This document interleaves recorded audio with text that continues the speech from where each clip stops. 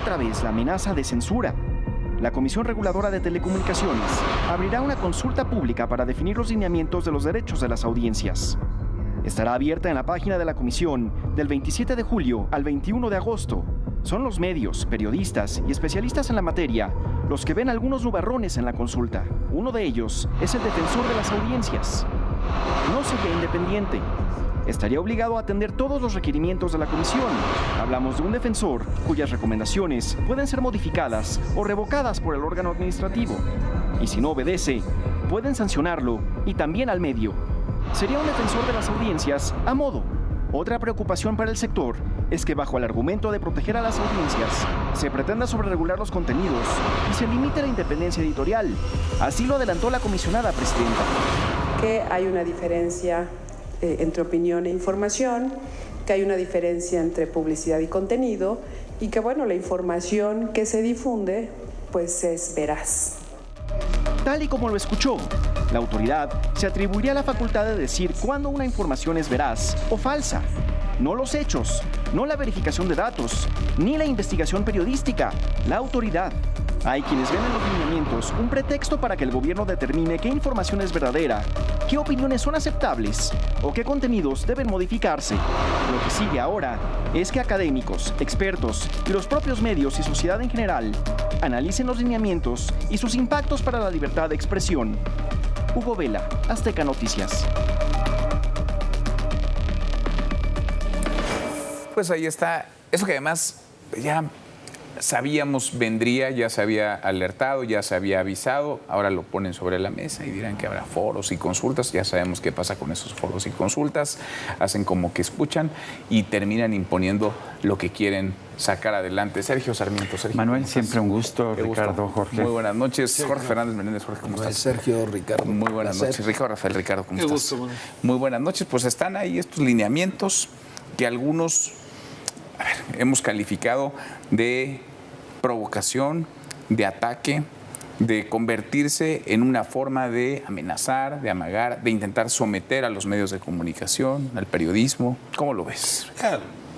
En alguna época anterior de este país, hay algunos que nacieron recientemente, pero hay otros que nos acordamos que cuando llegaban las películas, las mexicanas y las extranjeras, había autoridades en la Secretaría de Gobernación que tenían que ver esas películas y entonces autorizaban si se pasaba o no. Estamos a dos de que tengamos que pasarle el noticiero primero al interventor de Gobernación y si nos dice qué pasa, entonces sí podemos proceder. Es un absurdo lo que están planteando con estos lineamientos. A ver, es argumento general en el mundo democrático que los medios se autorregulan. Es decir, hay un trabajo, en efecto, que hacemos todos los medios para curar la información, para corroborarla, para separar información de análisis y a veces presentarlo juntos, a veces separado. Y en efecto, hay trabajo humano y puede haber errores.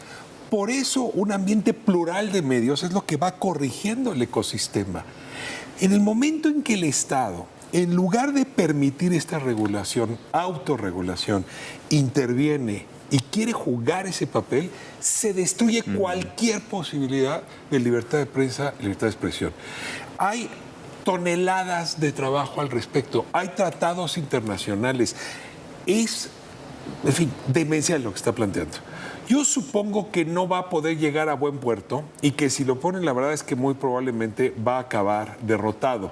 El INE y el IFE antes ya trataron de jugar este juego y no funciona en la vida real. Y desde luego menos cuando tienes un ecosistema donde junto con las cadenas de televisión y de radio tienes una presencia muy amplia de redes sociales y de plataformas que sería imposible, digamos, aplicarle la misma norma que lo que están queriendo aplicar. Aunque lo van a intentar, lo han intentado ya decir qué es noticioso, qué no es noticioso, qué información es veraz, cuál no es veraz, según el criterio del gobierno, del Estado. Antes de decir algo, déjeme tocar unas campanitas. Tilín, tilín, tilín. Voy a expresar una opinión, porque no sea que nos censuren aquí, ¿no?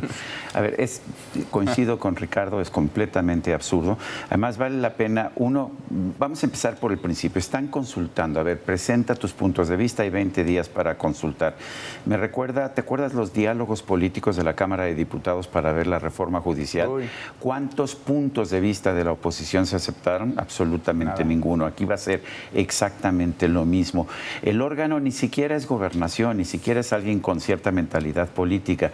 El órgano es una agencia digital, bueno, porque la Comisión Regulatoria de Telecomunicaciones ya no es independiente, ya no es el Instituto Federal de Telecomunicaciones independiente que teníamos antes. Es un órgano de una agencia digital que se creó para combatir la corrupción y digitalizar los procesos, y que ahora quiere tener un control absoluto de telefonía. Nos están imponiendo, acuérdate, los datos biométricos, dar a conocer nuestros datos biométricos, entregárselos al gobierno para poder tener el privilegio de un teléfono celular. Y ahora están buscando, a través de esta agencia digital, pues el control absoluto de redes sociales, del internet, de las telecomunicaciones, de la radio y la televisión. Me parece realmente espantoso, pero además con una serie de criterios que son absurdos. La información tiene que ser plural en una misma emisora. O sea, te tienes que volver esquizofrénico, tienes que ser conservador, liberal y presentar todo en todos los idiomas, en todos los dialectos que existen en el país. Eso es lo que está diciendo el lineamiento en estos momentos. Cuando lo que ocurre en los países democráticos, en los países que tienen respeto al Estado de Derecho, es que tú puedes tener una televisora conservadora, Fox News, y puedes tener una televisora liberal, CNN, y tú decides. ¿Cómo decides? Con un derecho fundamental que ahora nos quieren quitar, el derecho a cambiar de canal. No te gusta el programa que está, pues te pasas al siguiente. No te gusta el podcast que estás escuchando, pues te pasas a otro podcast. Pero no, lo que quiere el gobierno es controlar. Y me parece muy peligroso, porque claramente están diciendo que el propósito de esto es cambiar los contenidos, modificar los contenidos, y pues lo que quiere el gobierno ciertamente es imponer los contenidos que ellos prefieren. Claro. Meter su visión, meter su cuchara, meterse hasta la cocina. Los contenidos que ellos consideran. A ver, no hay mayor derecho de una audiencia que tener libertad de expresión en un país, y que la audiencia, como dicen Ricardo, como dice Sergio, pueda decidir a quién quiere ver y qué tono quiere tener. Los lineamientos son... A ver, la primera vez que se quiso hacer algo de estas características fue en el gobierno de López Portillo. Lo quiso hacer, una propuesta era de Margarita López Portillo, para crear un consejo de la comunicación que tuviera más o menos los lineamientos que se están planteando ahora, que pudiera censurar medios, incluía medios escritos en aquella época. Se intentó hacer con Peña Nieto, se terminó declarando inconstitucional aquella ley, la frenó la Suprema Corte, y ahora aplican lo mismo, pero radicalizado. Entonces, hay cosas que son inverosímiles. A ver, el tratamiento de la información no solamente debe ser plural, dice que debe ser verosímil, investigada en tiempo y forma, y no se puede confundir la información de actualidad con la información histórica, y que hay que especificarlo. ¿Quién diablos puede hacer eso? ¿Quién diablos puede decir no solamente diferenciar opinión de información, o quién puede decirnos que se investigó una nota en tiempo y forma? No tiene sentido. Los medios, dice Ricardo muy bien, en todo el mundo se autorregulan. Yo creo que sí, todos los medios, como tiene Azteca Noticias, tiene un código de ética, y esa es la oferta que tiene el medio, en conjunto con su oferta noticiosa, tiene un código de ética y unas medidas de autorregulación que son las que le ofrece al público. Y cada medio tiene mecanismos diferentes. Yo voy a estar en desacuerdo con ustedes dos. No se autorregulan los medios en todos los países. Aquí lo que queremos es un sistema como el de Nicaragua, donde no se autorregulan los medios, o como el de Cuba, donde no se autorregulan, donde el gobierno establece... Bueno, por eso, pero no en todos los países se autorregulan. Hoy la presidenta dijo que no puede decir nada de la muerte de la democracia en Nicaragua porque pues respeta la autodeterminación de los pueblos. Eso es lo que dijo la que no haya elecciones en Nicaragua no le merece a la presidenta respetar la autodeterminación de los pueblos. Lo que diga el pueblo de Nicaragua. Sí, pero que no puede decir nada porque ya no hay elecciones. No se nos olvide que Daniel Ortega acabó con los medios independientes y acabó hasta con la prensa. Y acabó el medio de Pedro Joaquín Chamorro, que fue pues el que detonó la caída del gobierno. Y acabó encarcelando periodistas y persiguiendo a opositores. A ver, a mí me tocó entre 2009 y 2011 ser defensor de la audiencia de Canal 11. Fue uno de los trabajos que más he disfrutado. Al mismo tiempo yo conducía un programa en Canal 11, o sea, no había incompatibilidad. Y fue abrir un espacio de conversación con las audiencias, donde planteaban temas de lo más disímbolos y diversos. Y acercar eso que las audiencias llevaban con las distintas áreas del canal, la parte noticiosa, la parte de niños, crear una especie de flujo de información, pero en ningún momento aquella figura, que por cierto se construyó mirando muchas otras en el mundo, se pensaba con un alguacil o un sheriff. En realidad era un punto de conversación y de comunicación. No había idea de que fuera vinculante, no había la idea de que fuera sancionatorio. El Canal 22 en ese momento ejerció el mismo proyecto. Gabriela Barquetín fue la defensora de la audiencia. Si en México hay tradición de la defensoría de las audiencias, lo que no me creo es que quiero utilizar esa figura, que déjenme plantearlo, es tan noble, para convertirla ahora en una suerte de agente de gobernación o de esta agencia, ¿no? De reglamentación. Y con la idea sancionatoria, porque si estos lineamientos avanzan, el medio puede nombrar a su defensor o defensora de la audiencia, pero a juicio de no sé quién, si la audiencia no es escuchada, entonces el gobierno te puede poner a la defensoría de la audiencia, que además puede eventualmente presentar, en fin, recursos ante otras autoridades, en este caso la CRT, y sancionar pecuniariamente. Entonces, un mecanismo que normalmente es para que las audiencias y los espacios de producción audiovisual se encuentren y dialoguen, se convierte en una suerte como de agencia aduanal o como de cancerbero de antro que desvirtúa totalmente la lógica. Ahí no va a haber defensa de la audiencia, sino defensa del poderoso. Entonces esto no tiene que ver con las audiencias. La audiencia deja de ser relevante, se convierte en un interventor del gobierno, no un defensor de quienes hoy están viendo esta emisión. Entonces esto no tiene que ver con las audiencias. Eso tiene que ver con el control del poder, del gobierno, del Estado. Medios tiene que ver con el control de los medios. Siempre ha habido una tentación de los gobiernos por controlar medios. No nos engañemos. Y en los últimos años mucho más, y lo vemos en muchos lugares, lo vemos en Estados Unidos. Simplemente la tentación de controlar medios, controlar comunicadores. Y eso ocurre, está bien.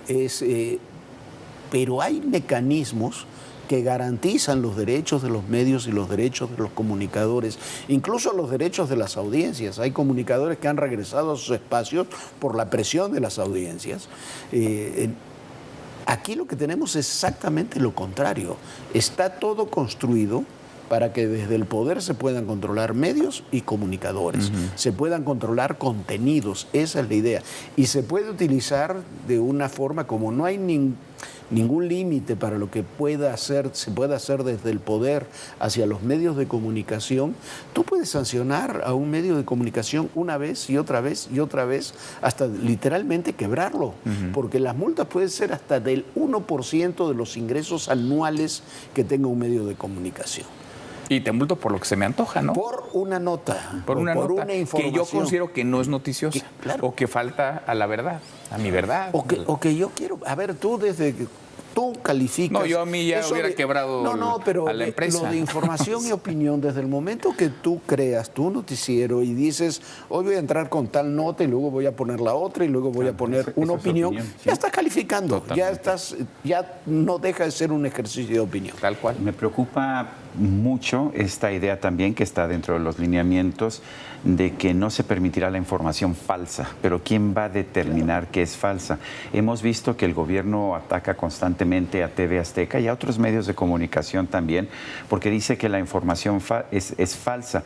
De hecho, hoy veía un comentario de Infodemia que decía, es falso que el gobierno quiera controlar a los medios de comunicación con los lineamientos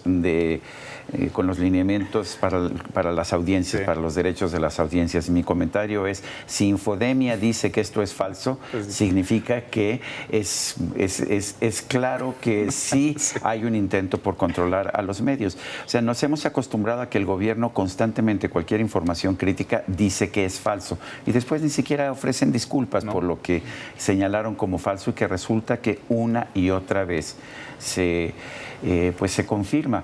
Héctor de Mauleón hace unos días dio a conocer unas grabaciones, las primeras, ahora ya va por las terceras, de Marina del Pilar, la gobernadora de Baja California, de que se había entrevistado con un presunto agente del FBI para arreglar el tema de su visa. ¿Qué fue lo primero que dijo Marina del Pilar? Es falso.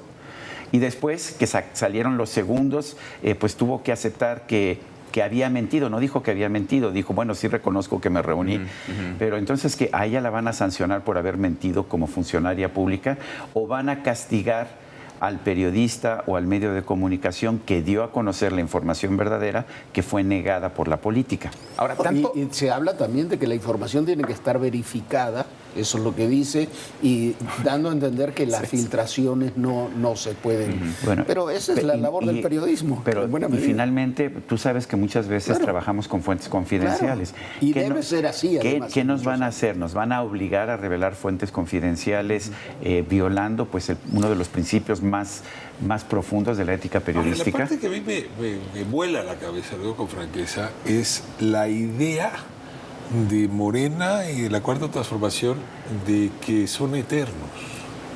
Es decir, hoy están construyendo un andamiaje que, bueno, pues si ellos permanecen en poder 70 años, pues a lo mejor les va a funcionar bien.